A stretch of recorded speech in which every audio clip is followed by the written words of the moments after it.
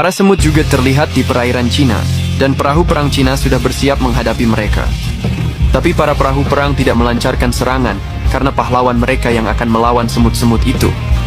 Orang itu kemudian mengumpulkan mana di kedua pedangnya, dan menggunakan gelombang pedang untuk menyerang semut-semut di udara. Orang itu berkata bahwa para semut itu payah, akan menyenangkan bila semut yang melawan Jinwo masih tetap hidup. Terlihat seseorang dengan sekretarisnya sedang membicarakan hubungan Jinwo dengan Dongso. Sekretarisnya mengatakan bahwa kemungkinan Jinwo sudah membunuh saudara dari Dongso dan Dongso menginginkan balas dendam. Ternyata orang itu adalah Thomas Andre, ketua The Scavenger Guild, dan Thomas merasa akan sulit bertemu dengan Jinwo karena pertikaiannya dengan Dongso anggota guildnya. Sekretarisnya menanyakan apa yang akan terjadi bila keduanya sampai bertarung. Thomas Andre menjawab kalau Dongso adalah properti dari The Scavenger Guild, dan Scavenger Guild adalah miliknya. Ia tidak akan memaafkan siapapun yang macam-macam dengan propertinya, walaupun itu pemerintah Amerika Serikat. Pada malam ketiga di Pulau Jeju, para prajurit beserta dengan hunter dari The Knights Guild mendarat di Pulau Jeju untuk mengumpulkan kristal mana dan berjaga-jaga di sekitar pulau. Saat mereka membersihkan semut-semut yang tersisa, mereka dikagetkan dengan kemunculan seseorang yang tampak seperti binatang buas. Para hunter menanyakan identitas orang itu, tapi orang buas itu mulai berbicara dengan bahasa monster. Lalu seseorang menjentikkan jarinya, dan orang-orang di sekitarnya menjadi pingsan seketika. Tampak seorang tua mengatakan, kalau tidak perlu ada kekacauan, dan ia hanya membuat mereka semua tertidur sejenak. Orang tua itu mengatakan, dirinya tidak mengerti kenapa ia membantu manusia. Orang tua itu menambahkan, perburuan akan tetap berlanjut. Hal ini tidak akan merubah apapun. Lalu orang tua itu membuka sebuah portal. Sebelum ia pergi, orang buas itu mengkonfirmasi bahwa orang itu ada di Korea Selatan. Orang tua itu menjawab, akan menyerahkan tempat ini kepada seseorang, dan ia tidak ingin ikut campur, lalu pergi meninggalkan orang buas itu. Mendengar perkataan orang tua, orang buas itu berpikir tidak ada alasan bagus untuk membuat hal ini lebih menyulitkan. Lalu orang buas itu membuka portal dan meninggalkan tempat itu. Masyarakat berkesempatan melihat Jinwo beraksi untuk pertama kalinya sejak ia menjadi rank S. Bisa dikatakan bahwa Pulau Jeju adalah debut pertamanya di muka umum. Karena seluruh negeri berinvestasi untuk keberhasilan penyerangan, orang-orang tidak dapat berhenti membicarakan itu. Jinwo adalah topik utama dari pembicaraan mereka. Meskipun aksinya dipuji banyak orang, ia tetap banyak mendapatkan kritikan. Orang-orang percaya kalau ia bergabung dari awal, korban jiwa dapat diminimalisir. Banyak yang menyuarakan dukungannya terhadap Jinwo, tapi tidak sedikit juga yang membenci dirinya. Tidak dapat disangkal kalau ada korban jiwa dalam kejadian itu. Saat Jinwo akan berjalan keluar, ia berpapasan dengan Pak Baek. Pak Baek berkata, ia percaya kalau seorang pahlawan tidak dapat menghentikan perang sendirian. Tetapi setelah kejadian itu, ia mulai berpikir kalau dirinya mungkin salah. Pak Baek juga menambahkan agar Jinwo menegakkan dagunya, karena dirinya lah yang membuat tragedi ini berakhir. Sambil meneteskan air mata, Pak Baek berterima kasih kepada Jinwo. Saat Jinwo menoleh, ia bertatap mata dengan Hunter Cha. Tapi Hunter Cha malah memalingkan wajahnya dan membuat Jinwo kebingungan. Ada total 4.801 hunter yang berpartisipasi dalam penyerangan kelima di Pulau Jeju, dan 727 warga sipil yang terbangkitkan dipanggil untuk bersiaga. Dengan korban jiwa 64 hunter dan 32 warga sipil. Dengan demikian penyerangan Pulau Jeju sudah selesai. Jinwo mengutarakan niatnya kepada Pak Go untuk membuat guildnya sendiri. Pak Go mengatakan, kalau hunter rank S tidak membutuhkan lisensi untuk menjadi ketua guild. Jinwo hanya perlu menelpon saja ke asosiasi hunter. Mendengar hal itu, Jinwo merasa menjadi hunter rank S ada kelebihan tersendiri. Kemudian Pak Go bertanya, apakah dirinya memasang semacam pelindung atau sihir di Pulau Jeju. Jinwo merasa kebingungan mendengar hal itu. Pak Go menjelaskan bahwa prajurit dan hunter dikirim ke Pulau Jeju untuk membersihkan mayat-mayat semut dan mengumpulkan kristal mana, tapi mereka semua berakhir dengan kehilangan kesadaran. Di antara hunter tersebut adalah hunter tingkat A dan B, dan anggota dari Guild The Knights. Jadi Pak Go bertanya-tanya apakah Jinwo merapal sihir dan melupakan hal tersebut. Jinwo mengatakan ia tidak melakukan hal itu. Jinwoo pun menanyakan apa yang dikatakan oleh para hunter dan prajurit. Pak Goh menjawab kalau mereka semua tidak dapat mengingat apa yang terjadi setelah kehilangan kesadaran. Pak Goh mengatakan, sejujurnya ia tidak punya cara untuk mengetahui mereka terkena sihir atau tidak. Jinwoo berpikir apakah mungkin itu jebakan yang dibuat oleh para semut. Akhirnya Pak Goh pamit untuk menemui tamunya yang lain dan mereka berpisah. Saat Jinwoo hendak masuk ke dalam mobilnya, tiba-tiba ia dipanggil oleh seseorang. Orang itu memperkenalkan dirinya sebagai Adam White, seorang staf senior dari Asosiasi Hunter Amerika. Kemudian orang itu memberikan kartu namanya dan berkata bahwa ia meminta maaf karena muncul seperti ini, karena Jinwoo orang yang sangat susah untuk dicari. Ia juga memberitahu kalau ia pernah mampir ke kantornya. Jinwoo baru teringat kalau orang itu yang dibicarakan oleh Jinwoo. Adam mengatakan kalau ia ingin membagi beberapa informasi kepada Jinwoo. Bahkan tidak ada satu negara atau institusi di dunia ini yang dapat memberikan informasi yang akan dibagikan kepadanya. Ia juga mengatakan kalau penyerangan di Pulau Jeju meninggalkan impresi yang sangat baik bagi ketua asosiasi mereka. Dan ketua asosiasi berharap dapat bertemu langsung dengan Jinwoo. Jinwoo mengatakan ia tidak tahu kalau informasi yang akan diberikan kepadanya benar atau tidak, dan akan menelpon setelah memikirkannya dahulu. Adam yang melihat Jinwoo yang tidak tertarik dan akan pergi, ia mengatakan kalau mereka mempunyai seseorang yang dapat meningkatkan kekuatan dan skill seorang hunter. Akhirnya Jinwoo pun ikut bersama Adam, dan sampai di suatu tempat. Jinwoo diperkenalkan dengan seseorang yang bernama Michael Connor. Ia adalah seorang direktur di Asosiasi Hunter Amerika. Saat mereka duduk, Michael langsung menyodorkan surat imigrasi kepada Jinwoo. Michael memberitahu kalau biasanya prosesnya akan memakan waktu 1 atau 2 tahun. Tapi kali ini mereka akan memberikan pengecualian untuk Jinwoo. Hanya dalam 1 detik, Jinwoo akan menjadi warga negara Amerika Serikat bila ia mau. Jinwoo mengatakan bahwa ia ke sini karena Adam memberitahu dirinya kalau ada informasi yang akan dibagikan kepadanya. Apa mungkin untuk meningkatkan kemampuan seorang hunter? Sambil tersenyum, Michael mengatakan kalau seseorang dengan kemampuan itu ada bersama dengan mereka sekarang. Dan Michael memberitahu anak buahnya agar memanggil Nyonya Selner agar masuk ke dalam. Michael mengatakan bahwa satu-satunya di dunia yang dapat menaikkan kemampuan seseorang ada di sini. Dan ia memperkenalkan Norma Selner kepada Jinwoo. Jinwoo dapat merasakan kalau Selner adalah orang yang unik dan berbeda. Michael meminta kepada Selner untuk menjelaskan cara kerja kekuatannya. Selner mengatakan kalau Jinwoo pasti ragu-ragu dan tidak percaya tentang ini, dan kebanyakan orang juga seperti itu. Selner menegaskan kalau Jinwoo sudah merasakan kekuatannya, pasti akan memohon untuk diberikan lagi.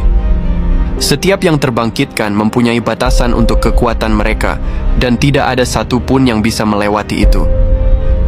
Setiap yang terbangkitkan, ranknya akan tetap selamanya, kecuali mereka mendapatkan kebangkitan yang kedua. Ini adalah fakta umum yang diketahui semua hunter. Jinwoo bertanya kepada Selner, apakah dirinya dapat merubah itu? Selner menjawab iya, dirinya mempunyai kekuatan untuk membantu yang terbangkitkan menembus batasan potensi mereka. Dengan melalui 3 tahapan, ia dapat mengangkat batasan mereka. Selner tidak yakin menamakan apa kekuatan itu, tapi ia dapat memaksakan kebangkitan itu. Atau mungkin ia hanya menarik keluar potensi yang ada dari seseorang. Michael membenarkan hal itu dan berkata, kalau Selner membutuhkan waktu istirahat yang panjang setelah menggunakan kekuatannya. Jadi dalam setahun hanya 3 atau 4 orang saja yang bisa menerima bantuannya. Jinwoo bertanya-tanya dalam hatinya, apakah dirinya termasuk dari 3 atau 4 orang itu? Bila yang dikatakan Selner benar, ia mempunyai kemampuan yang luar biasa.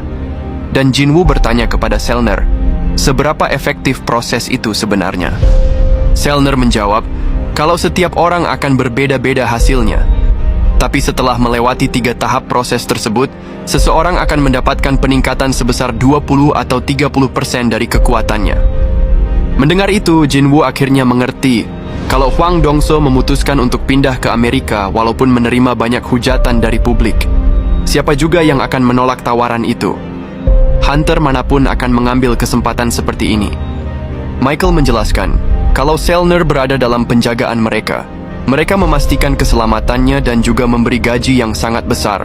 Sebagai balasannya, Selner menaikkan kemampuan Hunter yang ditunjuk oleh mereka. Michael juga mengatakan kalau kemampuan Selner akan diberikan kepada Jinwoo sebagai hadiah. Mendengar itu, Jinwoo mempertanyakan kenapa itu hadiah dan bukan tawaran untuk pindah ke Amerika. Michael mengatakan, ketika Jinwoo menjadi Hunter Amerika, ia akan menjadi prioritas utama mereka dan menerima banyak keuntungan. Sebagai tambahan, mereka akan mengatur pertemuan dengan guild yang dipilih Jinwoo dan membantu dirinya untuk mendapatkan kontrak yang terbaik. Selner mengatakan kalau Jinwoo tidak perlu memutuskan dengan segera, mereka akan mempermudah segalanya untuk hal ini. Seperti yang sudah dikatakan, ini adalah hadiah. Michael menanyakan kepada Jinwoo atas izin untuk menaikkan kemampuannya dan mengatakan kalau ini sebagai hadiah gratis tanpa balasan apapun. Mendengar itu, Jinwoo teringat akan perkataan Selner sebelumnya yang akan membuat ia meminta lagi setelah merasakan kekuatannya. Sepertinya Selner percaya diri kalau dirinya akan puas dengan hasilnya. Saat mereka memulai tahap pertama, Michael merasa Jinwoo sudah memakan umpannya. Ia merasa Jinwoo sudah menahan dirinya selama ini, tapi ketika tahap pertama selesai, Michael yakin kalau Jinwoo yang akan mencoba terus berhubungan dengan mereka. Bila Jinwoo tidak sabaran, mungkin ia akan langsung menandatangani imigrasinya sekarang. Goto Ryuji sudah cukup kuat untuk menjadi Hunter tingkat nasional, tapi Jinwoo berhasil mencapai sesuatu yang ia tidak dapat capai. Michael penasaran akan potensi penuh yang bisa dicapai Jinwoo. Saat Selner memasuki ke dalam Jinwoo, ia melihat kegelapan memenuhi segalanya.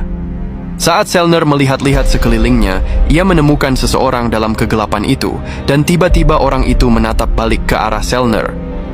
Melihat itu, Selner menjadi ketakutan dan berteriak. Para penjaga bereaksi dengan menodongkan pistol kepada Jinwoo, dan Michael berusaha menghentikan para penjaga itu. Sambil menundukkan kepala, Michael meminta maaf kepada Jinwoo atas situasi ini. Jinwoo tampak kebingungan dengan apa yang terjadi. Lalu Michael mendekati salah satu penjaga dan berkata, bila mereka melakukan hal yang seperti ini kepada Thomas Andre atau Liu Jigang, mereka semua sudah pasti mati saat ini. Saat Michael mengecek keadaan Selner, ia seperti orang sakit yang gemetaran dan berkeringat. Lalu Michael mengatakan kepada Jinwoo kalau Selner tampak tidak enak badan karena pengaruh cuaca. Ia menyarankan agar mengatur kembali jadwal mereka di lain waktu. Dan ia meminta Adam agar mengantarkan Jinwoo kembali pulang. Saat Jinwoo sudah keluar, Michael menanyakan Selner apa yang terjadi. Selner mengatakan kalau orang itu adalah raja yang sangat kuat. Michael menanyakan apa ia sekuat Hunter tingkat nasional. Selner menjawab kalau ia tidak tahu, karena ia belum pernah merasakan hal yang seperti itu.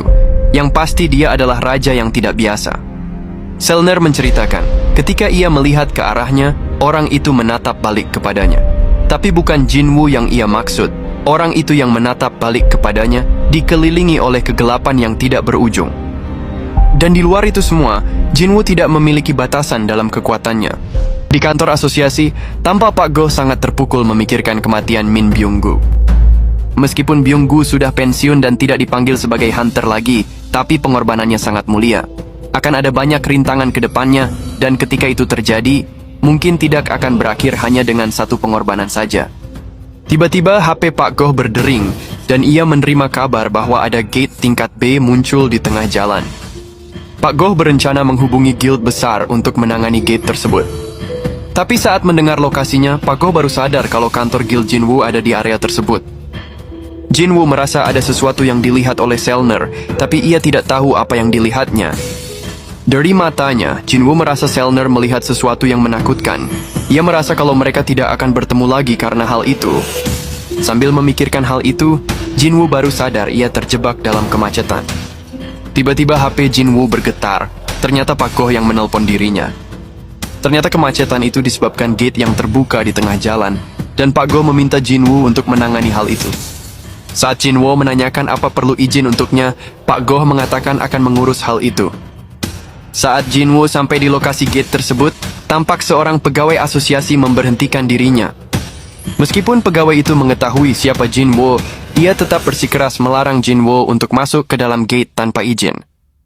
Akhirnya Jinwoo menelpon Pak Go, ia merasa tidak ada jalan lain.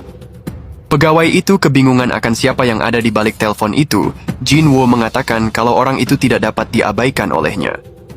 Pegawai itu sampai tertunduk-tunduk mengetahui Pak Goh yang ditelepon oleh Jinwoo. Akhirnya Jinwoo pun masuk ke dalam gate, tapi pegawai itu menyumpahi agar Jinwoo terjatuh dan melukai kakinya. Tiba-tiba gate berubah warna menjadi red gate. Pegawai merasa tidak enak hati memikirkan ia sudah menyumpahi Jinwoo. Jinwoo merasa seperti sudah pernah mengalami hal seperti ini. Ia berpikir kalau gate-nya berubah menjadi red gate. Karena gate keluarnya sudah tertutup, Jinwoo berencana untuk memaksakan dirinya menyelesaikan dalam sehari saja. Jinwoo teringat akan perbincangan terakhir di mana ibunya mengatakan bahwa ibunya ingin Jinwoo melakukan apa yang diinginkan. Semenjak Jinwoo adalah rank S, akan banyak orang yang bisa ia selamatkan. Sama seperti ayah Jinwoo, yang sebelum menjadi hunter, pekerjaannya adalah seorang damkar. Ibunya jatuh cinta melihat ayah Jinwoo menyelamatkan banyak orang. Tidak ada yang bisa ibunya lakukan, semenjak Jinwoo adalah anak dari seorang yang suka menolong sesamanya. Dan ibunya berpesan agar Jinwoo jangan terlalu memaksakan dirinya sendiri. Jinwoo merasa ini bukan apa-apa baginya. Ia akan menyelesaikan hari itu juga.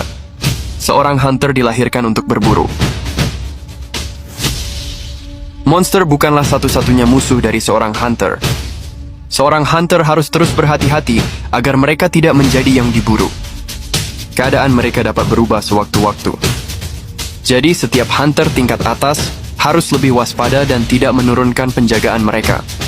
Biarpun ada 100 atau 1000 perburuan, perburuan itu tidak akan pernah berakhir.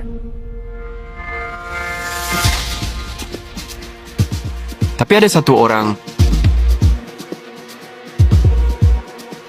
yang tidak berniat untuk berhenti memburu. Di dalam dungeon di Amerika, terlihat seorang hunter ketakutan melihat Pak Tua Elves muncul di sana, dan Pak Tua sepertinya mencari pecahan cahaya yang terang. Lalu seseorang muncul dan mengatakan sesuatu tentang pulau di timur. Ternyata orang itu bernama Yogumund. Pak Tua menjelaskan kalau pulau kecil di timur adalah tempatnya sang Shadow Monarch, dan menanyakan kepada Yogumund apa ia akan pergi ke sana. Yogumund membenarkan hal itu dan mengatakan kalau para rulers akan melepaskan sesuatu di selatan pulau itu. Pak Tua mengkhawatirkan keberadaan Shadow Monarch di sana. Tapi Yogumund mengatakan selama sang arsitek memenuhi kontraknya, semua akan baik-baik saja. Tapi yang terpenting, pecahan cahaya yang terang sudah dipastikan ada di sana, kata Yogumund. Pak Tua sangat bersyukur mendapatkan informasi seakurat itu dan mengajak Yogumund untuk bekerja sama dengannya. Tiba-tiba Pak Tua mengalihkan pandangannya dan melihat seseorang datang menghampiri mereka. Orang itu bertanya, apakah pulau di timur itu yang mereka maksud adalah Korea? Pak Tua menjawab, tidak ada yang bisa kau lakukan tentang itu, dan tidak ada waktu untuk meladeni dirinya. Saat Pak Tua akan menyusul Yogumund masuk ke dalam portal, tiba-tiba orang itu langsung menyerang Pak Tua. Pak Tua menahan serangan itu dengan sihir esnya, dan ledakan besar pun terjadi. Di dalam Red Gate, terlihat bos dari dungeon itu menanyakan kepada Jinwoo, apakah ia yang membunuh orang-orangnya.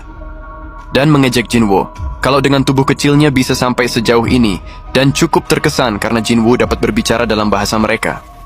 Lalu bos itu memerintahkan semua pasukannya yang bersembunyi untuk keluar sekarang. Tapi ternyata, tidak ada satupun pasukannya yang keluar. Melihat itu, Jinwoo mengatakan kalau bos itu orang yang lucu, dan memanggil pasukan bayangannya untuk keluar. Sepertinya sudah tidak ada yang tersisa dari pasukan bos itu.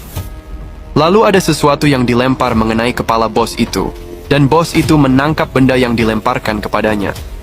Saat bos membuka tangannya, ternyata itu kepala anak buahnya yang dilemparkan oleh Beru. Bos itu sangat marah sampai tak bisa berkata-kata. Lalu Jinwoo memerintahkan semua pasukannya untuk maju menyerang. Semua pasukan bayangan bergerak serempak mengikuti perintah Jinwoo.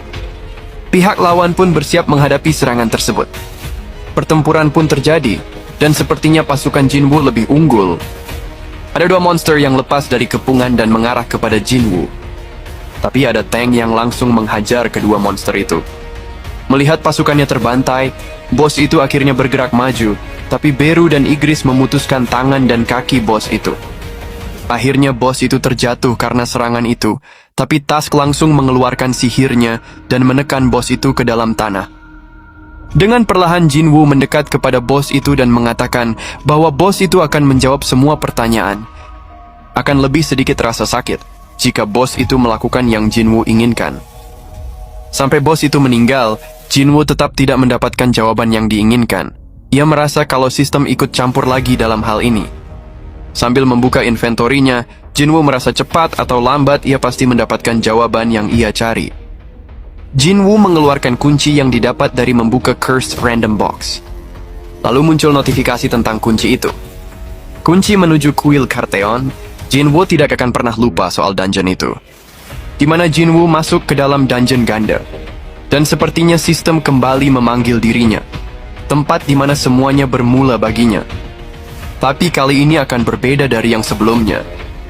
Bila semua ini sudah dirancang dari semula, dan bila itu menunggu dirinya untuk kembali, maka Jinwoo berharap itu menunggu dirinya, karena ia akan segera ke sana.